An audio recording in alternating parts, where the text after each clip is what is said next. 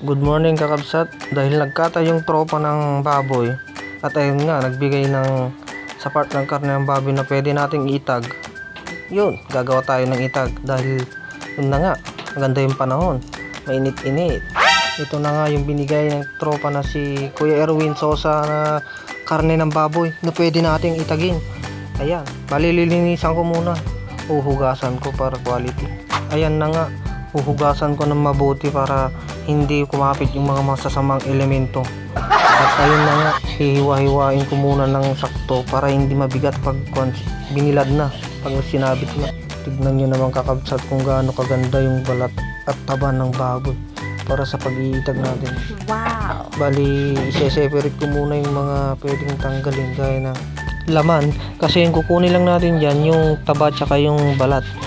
Pagkatapos kong mahiwa-hiwa, bali ilalagay ko muna sa may tupperware para sa paglalagay ko ng asin tsaka mga ingredients. Ayan, sa paglalagay pala ng asin mga kakabsat, bali dadamihan ko yan para hindi mamahay yung mga masasamang elemento. Kung gusto nyo gumawa ng itag mga kabsat, ayan, ganyan lang yung proseso. Napakadali pero napakasarap. Pagkatapos kong lagyan ng asin at mga ingredients, ayan na yung resulta kakabsat, no? Grabe, quality. Kayo na bahala kung anong gusto nyong ilagay ng mga ingredients kakabsat.